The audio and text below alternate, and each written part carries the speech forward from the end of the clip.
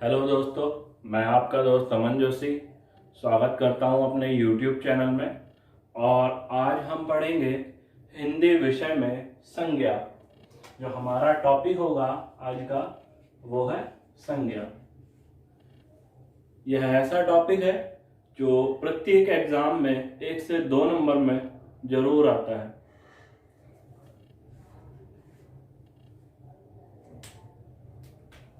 संज्ञा का शाब्दिक अर्थ।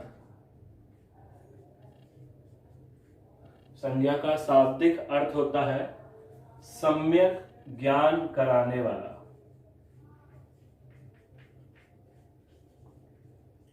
सम्यक ज्ञान कराने वाला। यदि संज्ञा को हम तोड़ेंगे तो सम प्लस ज्ञा अर्थात संधि विच्छेद जो होगा सम प्लस ज्ञा। और क्या संधि विच्छेद बनेगा? इसमें कौन सी संधि होती है संज्ञा में? व्यंजन संधि। और इसका जो शाब्दिक अर्थ है वो है सम्यक ज्ञान कराने वाला।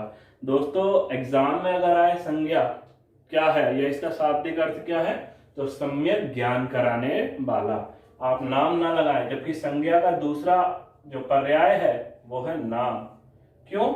अभी देखते हैं परिभाषा के अकॉर्डिंग। संज्ञा के 2 प्रकार होते हैं। कैसे? एक तो व्युत्पत्ति के आधार पर हम इसको बांटते हैं और दूसरा जो है अर्थ के आधार पर। संज्ञा को 2 भागों में बांटा जाता है, व्युत्पत्ति के आधार पर और अर्थ के आधार पर। व्युत्पत्ति के आधार पर संज्ञा के 3 प्रकार हैं, जबकि अर्थ के आधार पर संज्ञा के 5 प्रकार हैं। संज्ञा का दूसरा पर्याय क्या है? नाम। संज्ञा अर्थ के आधार पर कितने प्रकार की है? 5 प्रकार की। कौन कौन से? सबसे पहला है व्यक्तिवाचक संज्ञा, दूसरा है जातिवाचक संज्ञा, तीसरा है समूहवाचक संज्ञा, चौथा द्रव्यवाचक संज्ञा और 5वां भाववाचक संज्ञा। ये हो गए संज्ञा के अर्थ के आधार पर 5 प्रकार। बात करते हैं आप संज्ञा की परिभाषा की। रटना बिल्कुल नहीं है, समझते चलें। जिन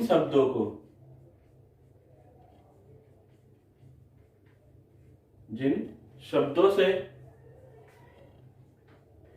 किसी वस्तु, प्राणी और स्थान, जिन शब्दों से किसी वस्तु, प्राणी और स्थान आदि के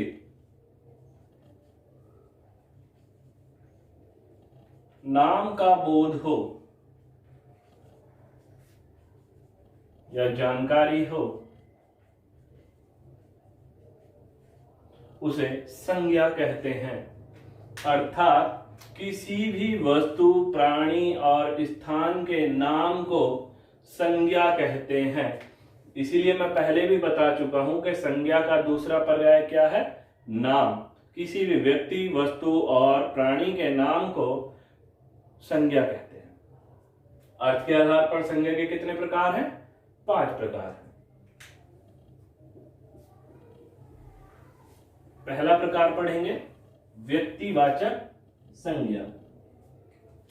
अब देखिएगा, डेफिनेशन जो परिभाषा है हमको वो हर बार रटनी नहीं है, कैसे बनानी है वो देखते हैं। जिन संज्ञा शब्दों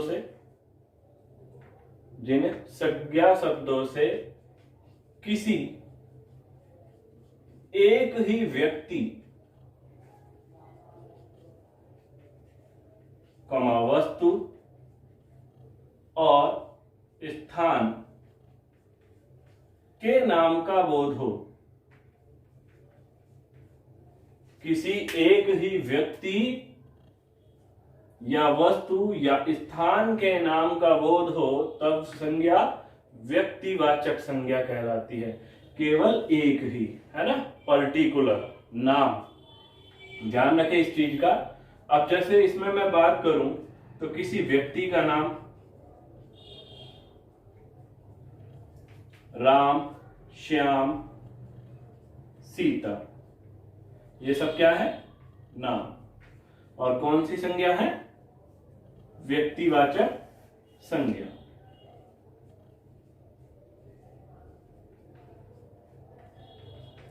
उसके बाद दूसरे एग्जाम्पल में बात करें तो किसी शहर या किसी नगर का नाम, जैसे जसपुर, अल्मोड़ा, उत्तराखंड, ये क्या है, प्रदेश का नाम है उत्तराखंड। उसके बाद किसी देश का नाम, भारत, जापान, चीन, अमेरिका आदि, ये सब क्या होंगे, व्यक्तिवाचक संज्ञा। उसके बाद किसी बुक का नाम, जैसे रामायण, महाभारत, गीता। किसी पर्वत का नाम, हिमालय, रॉकीज, एंडीज पर्वत, ये सब क्या है, व्यक्तिवाचक संज्ञा। उसके बाद किसी नदी का नाम, गंगा, यमुना, घाघरा, ये सब क्या है, व्यक्तिवाचक संज्ञा के उदाहरण। और भी उदाहरण हो सकते हैं। अगला जो हमारा प्रकार है वो है जातिवाचक संज्ञा। जातिवाचक संज्ञा की परिभाषा देखें, जिन शब्दों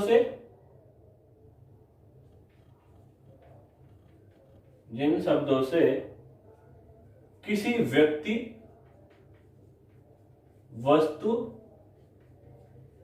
और स्थान की संपूर्ण जाति का बोध हो, कि संपूर्ण जाति का बोध हो या जानकारी हो, तो वो कैसे शब्द कहलाते हैं, जातिवाचक संज्ञा।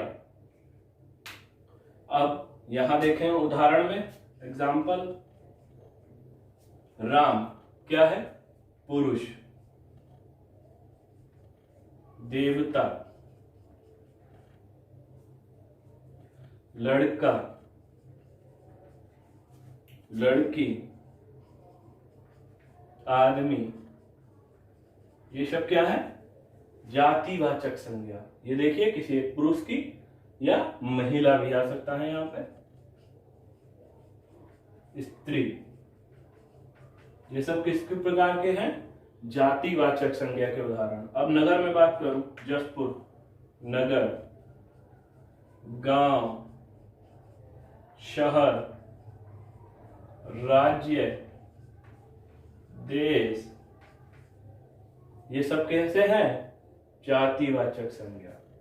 नेक्स्ट, रामायण क्या है, ग्रंथ, पुस्तक, हिमालय क्या है, पर्वत, पहाड़, गंगा नदी।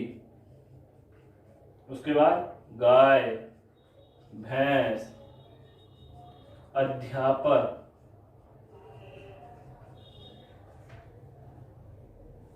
ये सब किस प्रकार की संज्ञा है, जातिवाचक संज्ञा।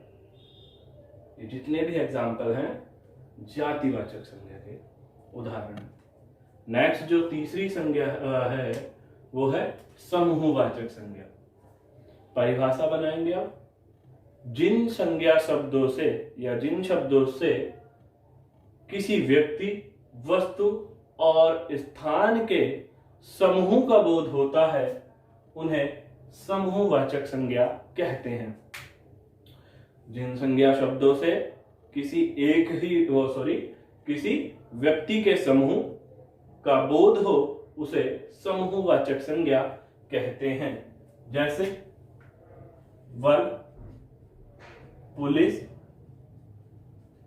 टीम, आयोग, परिवार, समिति, ताश, गुच्छा आदि। ये सब किस प्रकार की संज्ञा है? समूहवाचक संज्ञा। जिन संज्ञा शब्दों से किसी एक ही व्यक्ति या वस्तु और स्थान के समूह का बोध हो या जानकारी हो, उन्हें समूहवाचक संज्ञा कहते हैं। ये थे 3 संज्ञा के प्रकार। नेक्स्ट है द्रव्यवाचक संज्ञा। द्रव्यवाचक संज्ञा में परिभाषा बनाएंगे। जिन शब्दों से किसी के धातु और द्रव्य का बोध हो,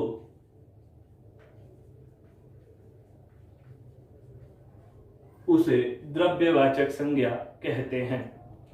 इसमें एग्जाम्पल में जितनी भी आपकी धातु होंगी, जैसे सोना, चांदी, तांबा, ये सब क्या होंगे? द्रव्यवाचक संज्ञा में आएंगे। उसके बाद घी, तेल, पानी किस प्रकार की संज्ञा है? द्रव्यवाचक संज्ञा। जितने भी गैसों के नाम हैं वो सब किस में आएंगे? द्रव्यवाचक संज्ञा में। जैसे सोडियम, हाइड्रोजन, उसके बाद ऑक्सीजन, ये सब कैसे हैं? द्रव्यवाचक संज्ञा के उदाहरण हैं।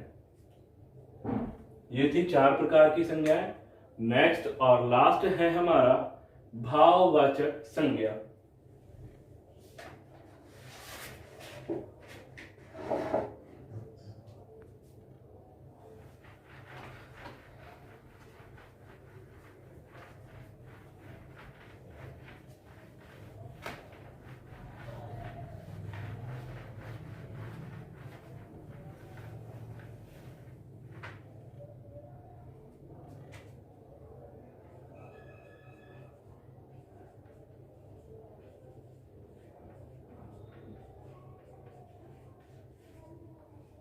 परिभाषा देखते हैं। जिन शब्दों से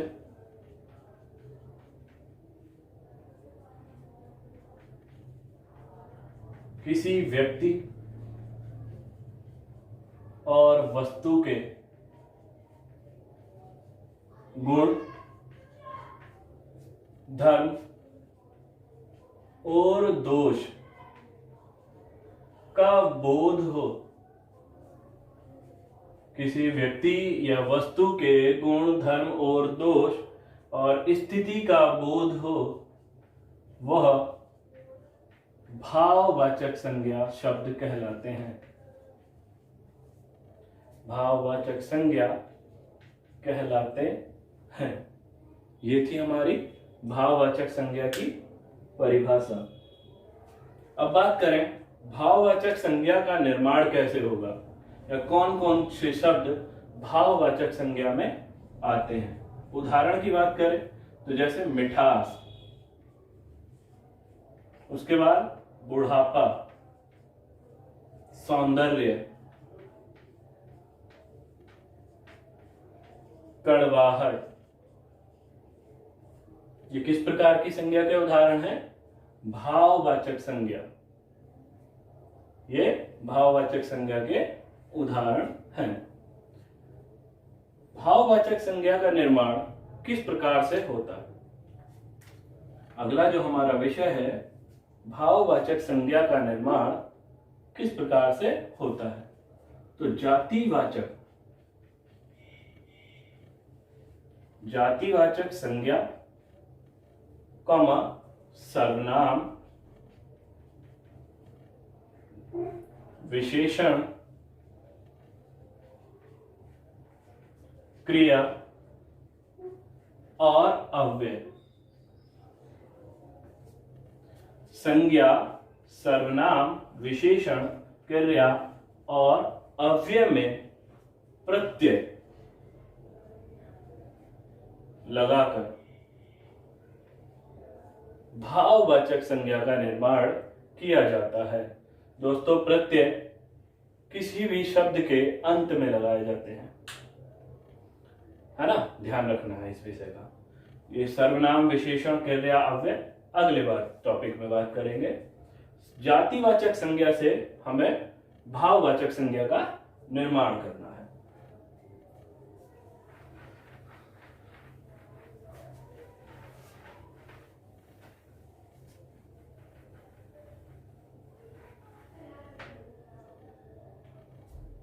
जैसे एक शब्द है जातिवाचक संज्ञा से हमने क्या बनाना है,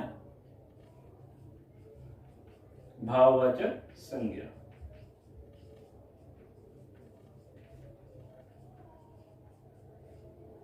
पुरुष किस प्रकार की संज्ञा है, जातिवाचक। तो पुरुष में जो पुरुष शब्द है ये, इसमें त्वा प्रत्यय लगा दें हम तो किस प्रकार की संज्ञा बन गई, भाववाचक संज्ञा। उसके बाद एक शब्द है नारी। नारी में यदि त्वा प्रत्यय लगा दें तो किस प्रकार की संज्ञा होगी, भाववाचक संज्ञा। नेक्स्ट है हमारा सर्वनाम। अब सर्वनाम से क्या बनाना है, भाववाचक संज्ञा।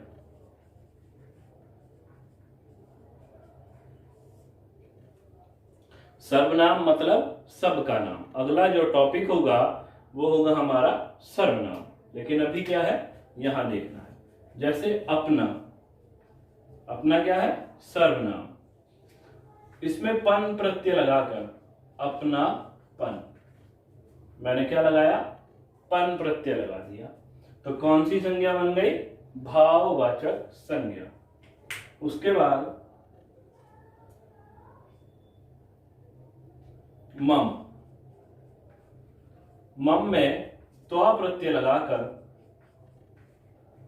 भाववाचक संज्ञा का निर्माण किया जा सकता है। नेक्स्ट विशेषण। विशेषण क्या होता है,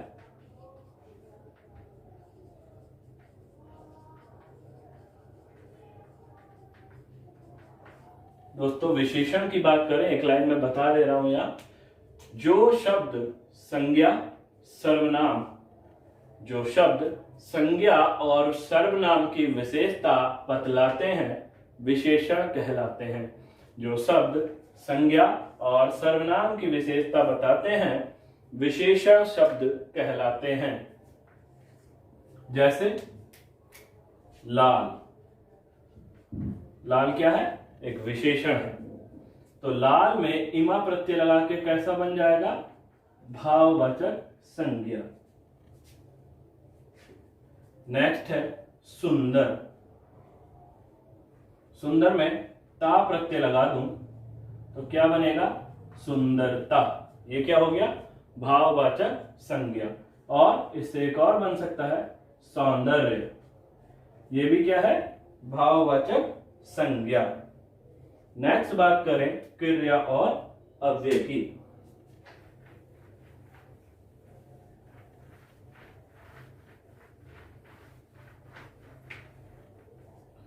क्रिया क्या होती है, जो भी कार्य किया जाता है उसको क्रिया कहते हैं। क्रिया के मूल रूप को धातु कहा जाता है, ठीक है। तो क्रिया, क्रिया से क्या बनाना है, भाववाचक संज्ञा।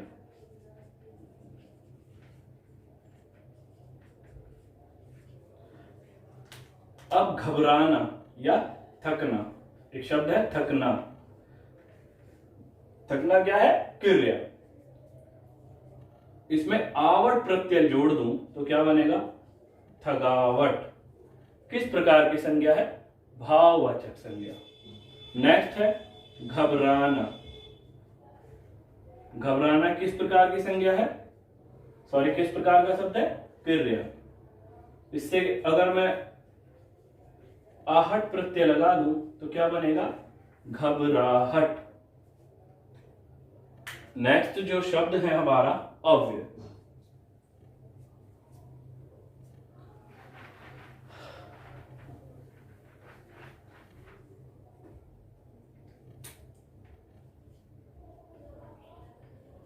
अव्यय से क्या बनाना है, भाववाचक संज्ञा।